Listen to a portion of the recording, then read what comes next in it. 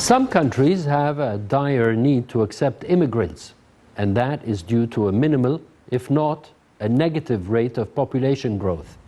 In a country like ours, population growth is viewed as a major challenge because the rate of economic growth does not match it. That means our family grows beyond our economic capabilities. Since we only live on around 7% of our total area, mega projects to move out of the density of the densely populated area will eventually bear fruit, and the density will spread out. Interestingly enough, around 40% of our territory can be developed without any natural obstacles or barriers. So it's not only a matter of increased population growth, but more like an uneven distribution of population density. Good evening. You're watching the Business Insider here on Nile TV International. I'm Ayman Salah. Our weekly program tackles events affecting economies and businesses, and we aim to bring you the inside story.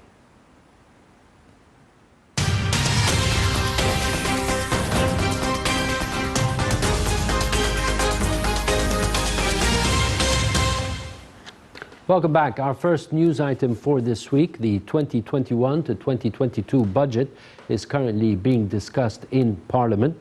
Minister of Planning Hel El-Said presented the budget projections to the Senate Economic, Finance and Investment Affairs Committee on Tuesday, according to a cabinet statement. The minister also gave the committee an overview of Egypt's structural reform program, which will focus on investing in job-creating sectors, increasing private sector participation in the country's sustainable development strategy, and developing technology and manufacturing over the coming 3 years.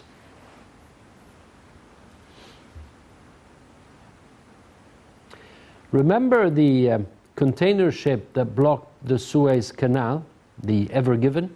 Well, an Ismailia court rejected an appeal by its owner against the Suez Canal Authority's seizure. That means the mega vessel will remain in Egypt until at least May 22nd, when a second hearing is scheduled.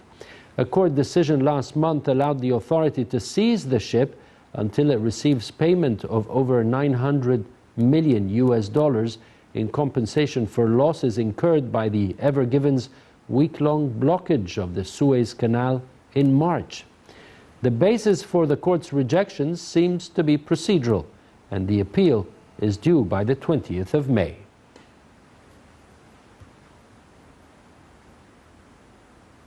We'll be back.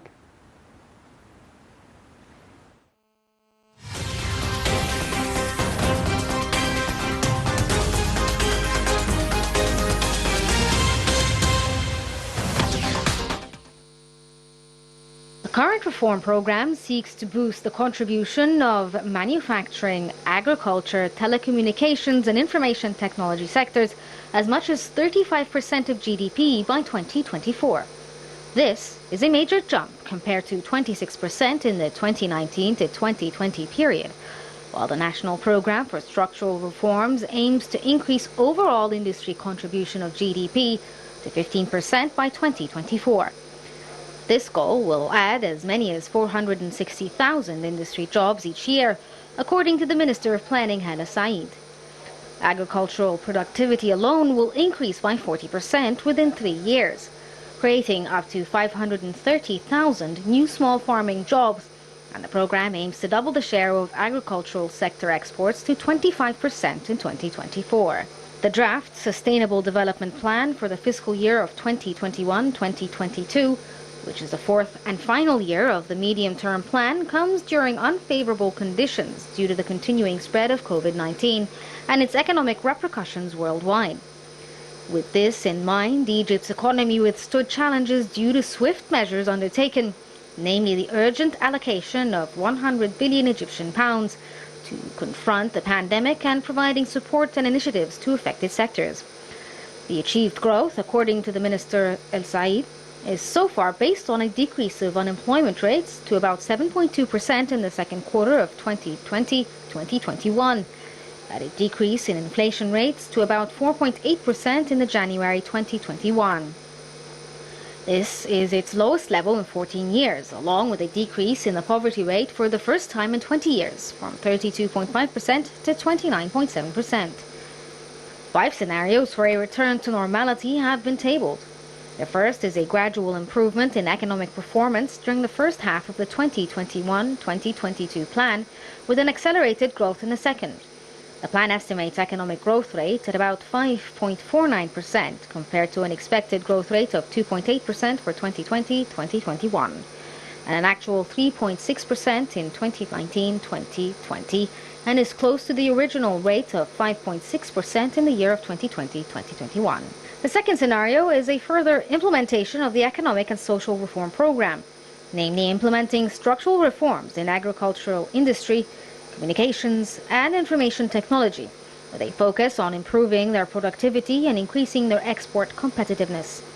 The third and fourth scenarios revolve around supporting the monetary and financial policy to incentivize the market by adopting financing initiatives and stimulus packages. This will be coupled with the facilitation of policies for the private sector and rationalizing public spending while increasing allocations in education, health and overall human development. The fifth and final consideration follows up the implementation of national projects that pump large investments in the arteries of the national economy, namely basic infrastructure and urban development. Welcome back. I'm very happy to be joined by Dr. Magued Azim, Professor of Economics and a dear friend. A pleasure to have you on the show here tonight. And we're discussing structural reform and GDP growth. Structural reform, we have a new program that is being tabled by the government. So let's start with the main highlights of the Sustainable Development Plan for 2021-2022. First of all, let me thank you very much for the invitation. Pleasure. Really, it makes me happy, and it's my pleasure. It's an honor.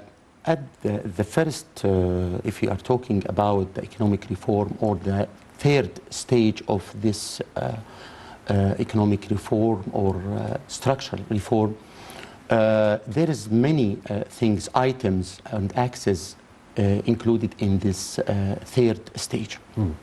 According to the agreement with the International Monetary Fund and the World Bank, we have to succeed to achieve some goals, and thanks for God, we achieved a good results with certificates of all the world institutions or credit institutions. The government will concentrate in this third stage on three axes: the manufacturing and the human capacity building. Yes, the people is the more important thing in the development, which is mean concentrating as well as on the education. And as well the agriculture, because the manufacturing and the agriculture is the labor intensive. Yes, yes. Really, all of us, observing what happened in the infrastructure, the roads, the bridges, the tunnels, and the utilities services, which is very important for the development for any country. Right. Maybe some basic people, ingredients. yes, maybe some people were asking why we are spending all this billions of money to invest in the infrastructure. Now it's very clear for all of us. It was very important to spend in this infrastructure for many reasons. At the first reason, to encourage the Egyptian people even, and the Arab people and the foreigner people to come to invest in Egypt. Because we have the three things, it's rare in most of the countries around us. The stable at the economy, stability at the economy, and in the security, which is very important to feel you are safe. And we all of us, we know that the capital don't go to the countries that has a problem with the security. And the other thing is the developed in the country the economic indicators, the GDP and the unemployment rate, the inflation rate, which is indicators for the investors when they decide to go to country to invest. They make their visibility studies according to these indicators, and which is very important to make them to take the decision to come to Egypt or not come to Egypt. Especially there is another countries compete with us to encourage the investors to come.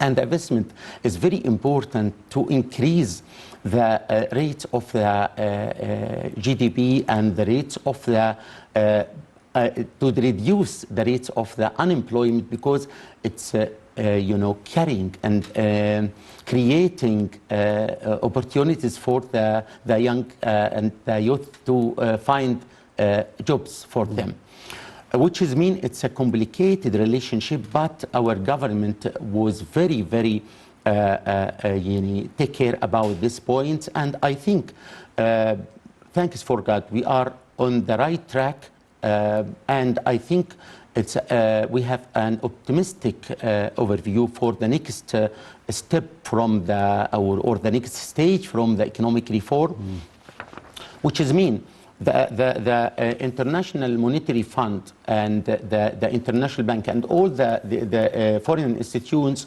they are watching what happened in the economic in the Egyptian economy, and because of this they give you the $20 billion on stages, 6 stages, which is mean they reviewing what happened and they decide to continue or not continue. Because they're investing, basically. Yes, of course. Yes, of course. If you talked about the economic reform program, it's focused the third stage. Yes, it focused on a number of key barriers, including the liberalization of foreign exchange rate, which has happened on November 2016. Yes. And also, as I said from at the beginning, the manufacturing and the agriculture sector, because it's very important to encourage these sectors because it's more stable and more safe. Maybe the tourism sector all over the world, it's a big trouble. This companies, yes, volatile, yes, right. But it's a very important source of revenue for the Egyptian economy. Of course, and the government spend a lot of money to take care about this sector and to encourage the people to come. And I think after some time we will come back to the high revenues that we earned before. But as you know, and as all of us knows, that the COVID-19 didn't leave any country without yes, of course, right. And this crisis all over the world. Let me just touch, before we continue, let me touch on an important figure, which is the decrease in the unemployment rate to about 7.2%. Yeah. This is a major breakthrough to have the unemployment rate decrease to such a figure. What would you say this is due to? The mega projects, the infrastructure projects? Yes, the mega projects is one of the main important things that can increase this rate. And also the government take care and spend a lot of money to encourage the small projects and the medium projects, which is very important for most of the economics of the countries, that they develop their economy and they spend a lot of money in investing in this sector. Well, major economies around the world relied on small and medium enterprises for economic growth, such as Japan, for example. China, exactly. India. Right. And these countries take care about this, and they spend a lot of money also to educate the people how to be, all the people in China, they have jobs, even very, very small jobs. And the macro and the micro economy, they take care about this sector because it's make a good result on the economic growth. The three the dimensions of the sustainable economic reform. The first one is the economic, the second is the social. The social is very important. The subsides and also how to improve the standard of living of the people and take care about their health and the education. When you talk about subsidies, you talk about the proper distribution? Or you talk about the policy? Yes. Subsidy policy? Yes. What are you referring to when you're talking about subsidies in the social reforms part? The government transferred from the, how to improve the standard life of the people and give them the subsidies in money, not in products, right. Or, the monetary allocations instead of subsidizing products. Yes, right. Yes. And also the third. But this has not been applied yet. We are on the way. Right. We are in the way. It's a major part of the policy. Yes. Right. Yes. And we can see this on the financial inclusion and the digital economy. They take care about many things which is come back to the social and the economic reform. Right. And the environmental is very important, how to make the people live in a good environment. And the green economy, and the pollution. All these items, the government take care about this in the third stage of the and green economy here, you're talking about also investment opportunities. Yes, of course, because we are creating a new investment. You have the green bonds, yes. You have funding for green yes. projects and yes. so on, right? Because of this, we are creating a new sectors of investing for the investors. Right. As I said, the importance of the infrastructure to create new cities, new industrial cities, new agriculture areas, and logistics, industries. And this very important for any investor, even is from a local investor or foreigner investor. But now we are in this, very important stage. We are, my opinion is the third stage will be very strong stage, and I think we crossed the neck of the bottle. But we still have to invest in the opportunities of the investment for the other countries. As we said, as we see in Egypt, there is some of brands of the car brands, and some of the international companies come to invest in Egypt. Why they came to invest in Egypt? Like the real estate companies, without names. There is a very big real estate companies from the Gulf countries. They came to Egypt and they investing billions of dollars. Why? Because there is opportunities, good returns. Of course, but before the return, stability, right, security, and he can go and come back and go and come back with his capital and purchasing power. Yes, whether we like it or not, this country has purchasing power. Of course, right. The other thing is consumers. When you're talking, for example, retail, yes, you have a lot of international, not only Gulf, but also international brands, companies, yes, international brands that come set up shop here in Egypt. Why? You find malls all around the place. Yes. Why? Because the consumers buy. Yes, they spend money. Good purchasing power. Of course, and the population increasing rate, and the attitude of the citizens, they like to spend and they like to go to the mall shops and the restaurants and the coffee shops. And the population, increasing of the population, which is create the demand You know, there is a relation between the demand and the prices. Here's the economics professor talking. Thank you. And also the real estate for the multi-purpose. Why? Because it's residential, administrative, office spaces, and tourism, like the Red Sea and you know, the other areas, and as well for investing, because he can buy the property and then he can rent it to gain a return from. So when you're talking structural reform and sustainable development and GDP growth, basically here you're talking about creating value. Yeah.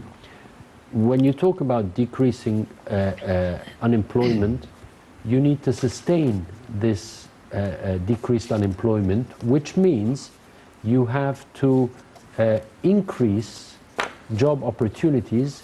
You have to incentivize companies to start up, incentivize local investors, and incentivize international investors. Now, if the unemployment rate has decreased due to the mega projects, those mega projects are going to end one day. Now, when they end, you will have this job or labor force, they will need jobs. Yeah. So what do you need to do in order to sustain the unemployment rate at this rate, or even decrease the unemployment rate? You need two things.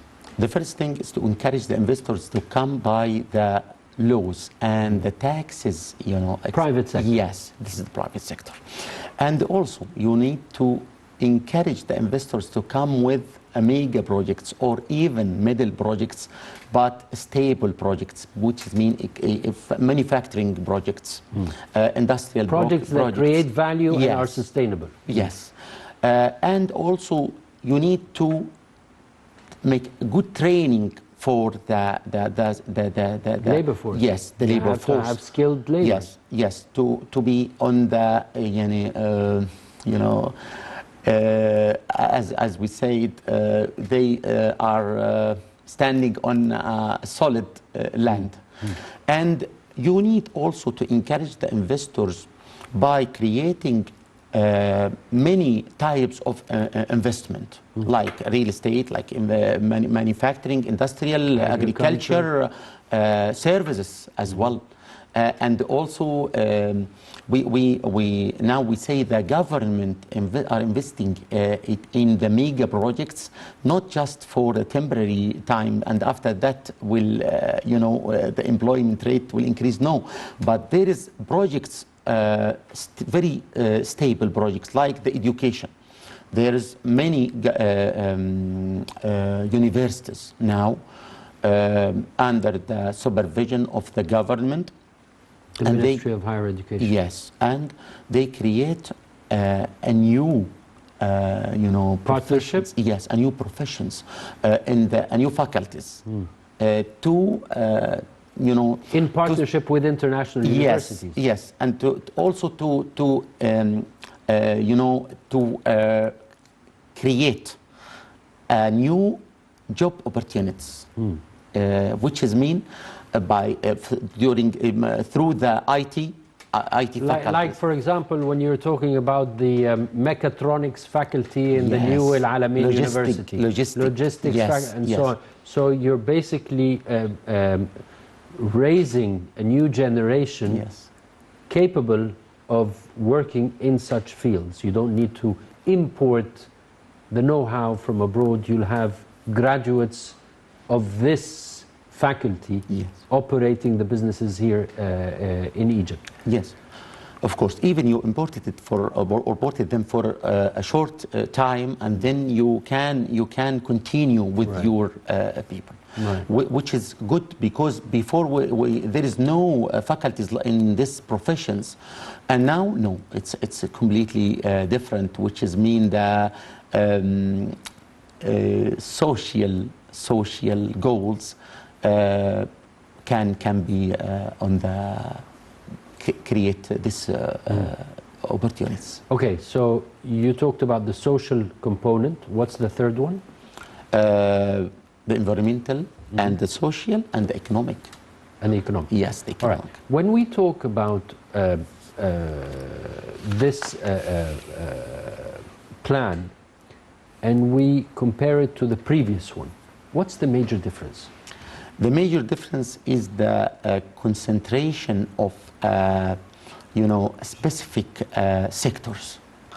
Maybe at the beginning, the infrastructure sector, which was very important, and now the manufacturing sector and the agriculture sector and the education sector, and also how to improve the standard of the living standard for your people or your citizens through the medical health care or the insurance, and also maybe we can see some of the countries, they are in this crisis of COVID-19, they have many problems. Thanks for God, we don't have these problems in our country because the government take care how to take care about the people, and to, as we said yesterday, I think the Prime Minister, I think they issued some instructions for the restaurants and the coffee and the coffee shops, and they can't work all the night, just until 9 p.m. Which is these procedures can protect the people from the separate of the crisis of COVID-19. And also, if we come back to the inflation rate and the employment rate, which you mentioned, the inflation rate in Egypt reached 4.8% during January 2021, compared to 6.8 during the month of the year, the same month, January 2020, which is mean there is increasing in the decreasing in the inflation rate during this 1 year, and which is an indicator for how, if the inflation rate, there is a very strong relationship between the interest rate at the banks, the interest rate, and the money in the markets. When there is an inflation, the government increase the interest rate for the banks to encourage the people to put their money in the banks to get high return on the investment, like 20%. When there is high inflation. Yes. When there is high inflation. Yes, to reduce the money in the market, the money in the people pockets, because they will spend it. When there is a recession, the opposite. The recession, the government, as we say, decreases the interest rates in banks so that people spend money. To encourage the people to draw their money from the bank and to spend, which is mean create, invest, which is mean creating job opportunities. Right. Yes. And it's very smart, because when the people go to the bank to draw their money and they invest in, they will encourage the people to invest the money, because they will get return higher than the return from the bank or the interest rate from the bank, which is will create and which is will reduce the unemployment rate. Yes, because when we are creating opportunities, job opportunities, we are reduce the interest of the rate of the unemployment. And you're also encouraging people to invest in other tools, such as the stock market, for example. The gold. And the gold. Yes. And the real estate. And the real estate. If you invest in the stock market, then that will encourage companies to list in the market. So when they list in the market, they will have more capital in order to expand their businesses. Yes. And create more job opportunities. Yes. Right. Like the example say, don't put all the eggs in one basket. There is many different types of the investment in the real estate sector, in the manufacturing sector, in the service sector. I know you're biased to real estate. I know. I believe in real estate because it's high return and low, you know, there is a relation between the return and the...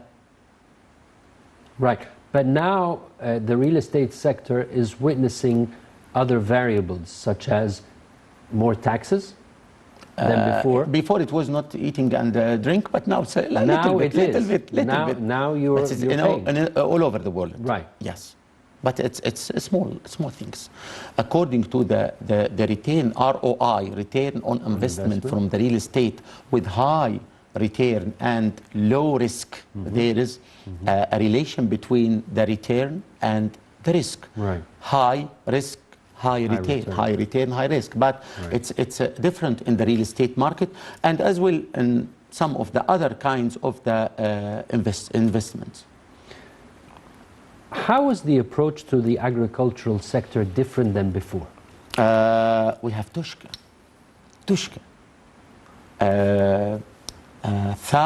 Hundreds of thousands of you know, hackers or fedans. But there you had a problem before with the logistics, because whatever you used to cultivate, it would be very expensive to transport. How has this been dealt with? Yes. Now, according to the overview or the view of 2030 for the government, the logistics is very important. Because of this, they care about the ports, new ports like Sokhna ports, like Dumyat, new port, and also to make a renovation for the old ports, and to make the logistics beside these ports to save the cost of the cost of take the products from the space, the place that they produced it, and to the shipping, the cost of transportation. Transportation is very important. It's very critical item. So basically, the cost of transportation is very important, and to decrease the cost of transportation, you need to rely on railway. Yeah. On cargo, rail cargo. Yes. How do you see this fitting into the plan? I think it's one of the most important items, because if you want to encourage the trade and the agriculture industry, you have to reduce the cost of transportation, which is very important to create. And we see some of the projects of the infrastructure, like the electrical train and the monorail, and I think on the way, on the pipeline, they will make. But this is for transporting persons. Yes. Shouldn't there be more concentration on cargo, moving cargo by rail? Do we need to develop this sector more and more? Yes, I think in this stage they will start for... because the cost, if you compare the cost of transporting goods by trucks compared to rail cargo, it's a totally different ballgame. It's very cheap compared to the other ways for transportations. Agricultural production, is there more attention given to agriculture? We are traditionally, historically, we are an agricultural nation. Yes. Producing or cultivating agricultural products is good. However, manufacturing agricultural products is much more beneficial. You create value. Yes. So agricultural production, how do you view it? To support your opinion, I will say an example about the cotton, the Egyptian cotton. The Egyptian cotton, it's a raw material, but it's agricultural product, and we have a good, credibility and a good name in all the markets about the Egyptian cotton. When you export this raw material, the cotton, you lose يعني added value, it's a big added value. You can add it to your economy if you manufacture this product, and then you can export it as a product, not a raw material. And I think we have a good reputation. Let's give an example. In the old days, Yeah. cotton, raw cotton, used to be shipped to England Yeah. to be manufactured, then imported by Egypt to be sold in the Egyptian market With a high price. with a high price. And you lost the added value. Exactly. Yes. Yes. So now this is changing. Yes, this changed it completely. And we have also a good reputation in some of the agricultural products, like the orange, like the, and the potatoes. And we can export these products as it is, because it's vegetables or something. You remind like me that. of an example. In the summer season, we all go to the North Coast. And driving to the North Coast or coming back from the North Coast, you'd see these truckloads of tomatoes. Yeah. And the tomatoes would be lying on the street. Yeah. And they'd rot in the street, basically. And if you go to a supermarket in anywhere in Europe, you'll find a small container of dried tomatoes. You'd find the small one worth €3 or something. Yeah. €3, that's how much? If you told that's around 50 some pounds, 50 some Egyptian Around, pounds. yes. If you buy a kilo of tomatoes here in Egypt, it will not be worth that much. So if you manufacture those tomatoes and you export the same cans, the dried tomatoes, for $1, for €1, that's creating value. Yes, I agree with you, and because of this we are saying crazy ya tomatum. Crazy tomatoes, yes. Crazy tomatoes, which that's means the saying we say because of the prices yes, fluctuate. sometimes 5 piasters, 50 piasters, and sometimes 5 pounds. Right. It depends on demand and supply, and it's a sensitive product for the hot and the Sensitive, yes, sensitive, yes. sensitive. Because of this, we are To the saying weather conditions. Magnuna ya uta. Yes, yes, right. Okay, another, so basically agricultural manufacturing is very important. Of course. And this is within this plan, Yeah. it's being tackled. Yeah. The telecommunications and IT sectors. Yes, the telecommunications and the ICT sectors, it's very important. As we see, we have 4 companies working in the telecommunications and the mobile lines and the Wi-Fi. And I think one of them, it's not an Egyptian company, as we know.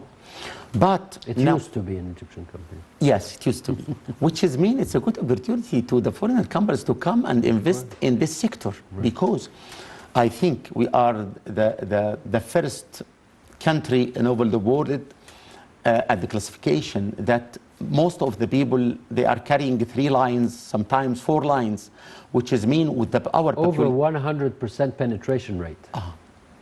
which is mean Incredible. yes, yes, which is mean a lot of demand, which is mean a lot of return, which is mean a lot of profits for the companies, and they are selling the air. Well, we need to concentrate Yes, on we need to concentrate. other areas in the IT and telecommunication sector, which is programming, for example. Programming like the Indian people. The Indian government, they are concentrated on this sector. They are more than 1,300,000,000, something like that. And they educate the youth and the students, and they became very, very creative, and they are leading in the Europe countries and the European Union. In Virginia, in the United States, you have Indians basically controlling the IT sector there, Of course. right? So they've need gone to a long way. They've Yes. gone a long way. But here in Egypt, you have the young generation is amazing. When you compare, when I look at my kids or my friends' kids, for example, and I compare them to our generation at their age, there's a huge gap. These kids are way advanced than we were at their age. Yes. And especially in IT and telecommunications, they're much more advanced than us. And they have a huge potential. How is this potential being exploited? I think the beginning, the start from the education policy.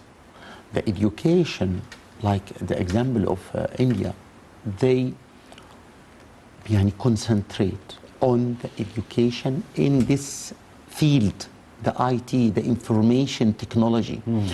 Because of this, we can make a benefit from the mentality of the youth and the young people in our country, because you can observe that your sons and my daughters, and they are very, very clever, but they are still need to the education. And I think this sector can be one of the most important sectors to encourage the investors. But what kind of education?